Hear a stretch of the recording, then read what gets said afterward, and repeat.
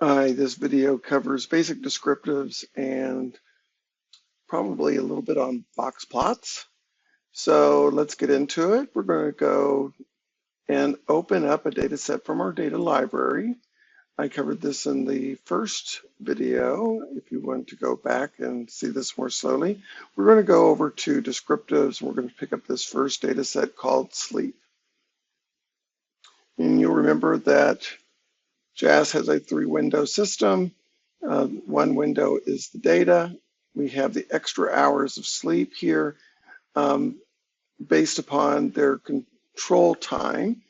And so again, person number 6 here has slept 3.4 hours more than what they slept during a control session. And then we see that that is with one type of drug. And then we have, their time change over here for another type of drug. So in a way, this is a repeated measures design, but I'm not going to get into that so much right now. Let's go ahead and figure out how to look at descriptive statistics. And it's going to vary a little bit based upon whether or not you have a continuous variable, a categorical or nominal variable, and the number of levels of those variables. So if I go over to my data, I'm going to get rid of all of the analysis that's already there. So when I get rid of that, I have to rerun it again. So I'm going to start with descriptives. I'm going to go to descriptive statistics. And so here, I always like one of the very first things is, to get to know my data. So I'm going to take something like group, and I'm going to put it over here as variables. And let's go ahead and try that for each of these. And you'll notice that what it does is for the continuous variable, it gives me mean, standard deviation, minimum, maximum. It doesn't do that for my nominal variables. Let's go over to tables and click on frequency tables. And you notice that it's set up to only do that if you have 10 values. I might be able to set that to where it will do it for more. Look at there. You can. So here I can get my frequency tables if I go ahead and reset the maximum value.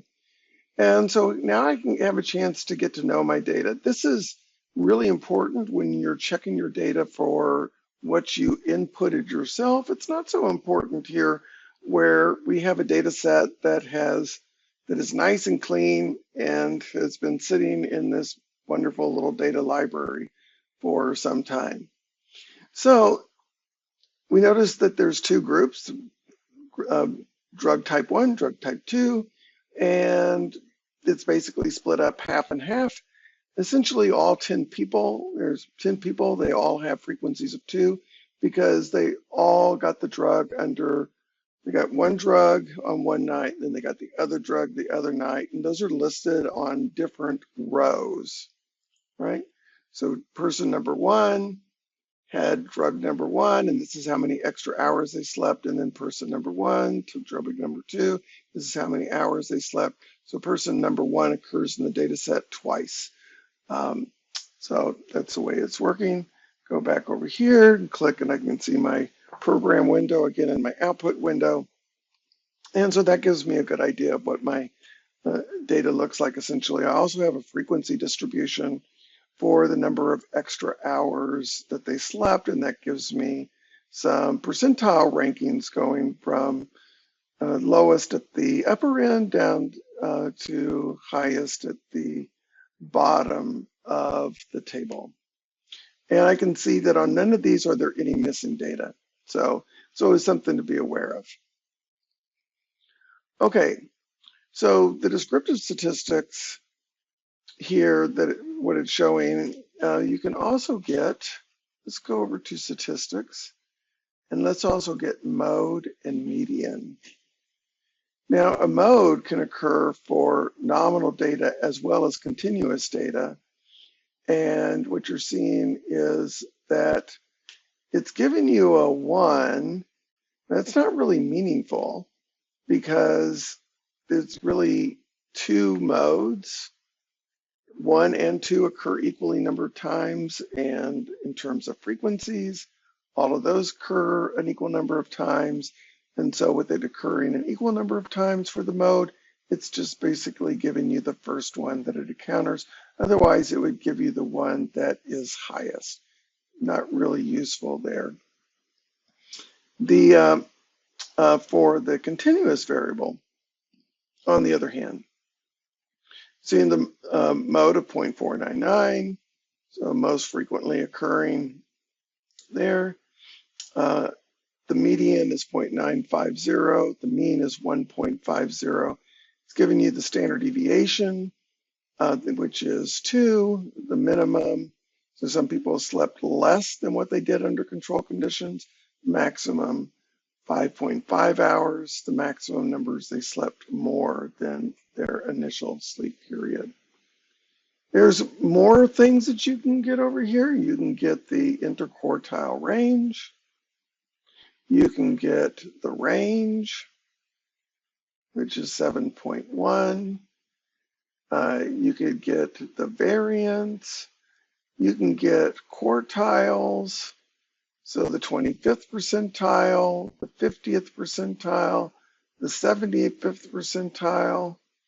If you wanted to think of it in terms of getting, say, the 5th percentile, then the 25th, 50th, 75th, and 95th, you can go over here to percentiles, and you can actually write in 5, 25, 50, 75, and 95, and click on that, and now you can see that your data is, most of the lowest values are around about 1.22. 90% of your data exists between minus 1.22 and the 95th percentile, 4.645. 50% of your data exists between the 25th percentile and the 75th percentile. That's between a minus 0.025 and 3.40. Right? So it gives you a lot of really basic statistics, but a better way than even looking at this is to actually go and look at some basic plots. So if you go and click on customizable plots, you'll see box plots. And I'm going to click and ask for a box plot. And here is a basic box plot of the data. And what the box plot does is it shows right here is the 25th percentile. Here's the 50th percentile. Here's the 75th percentile. The bottom is basically 1.5 times the interquartile range, but yet it's not. It's the furthest data point out on the lower end that is within that boundary. That's the reason why that boundary is different than this one, because this one also goes up 1.5 interquartile ranges. Remember, the interquartile range is basically 50% of the data. So it's 1.5 times this area. That doesn't look like 1.5. It's not, because it's looking for the furthest data point within that range and then considers everything outside of that to be outliers. And so it hasn't gone up to 1.5. And so that gives you a good idea, a visual representation of where your data lies. Now let's see if we can actually see the individuals, and then we can do that by clicking what's called jitter element. And the jitter element actually shows you the data points. The data points actually just, in reality, they're they're all within this category. And what this program has done, when it refers to jittering, it's basically just spreading the data points out a little widthwise and lengthwise to make sure that there's no data points that overlap perfectly, just allowing you to see the data points. And again, you can see there's a data point right here on this, the top of this whisker. It's what's called a box and whisker plot. So the box is the middle 75th fifth percentile, and these are the whiskers. Okay, so that's a box and whisker plot, enabling you to make sense, give you a visual representation of the information here, especially the 25th, 50th, and 75th percentile. And I'm going to call it quits there, and I'll see you next time.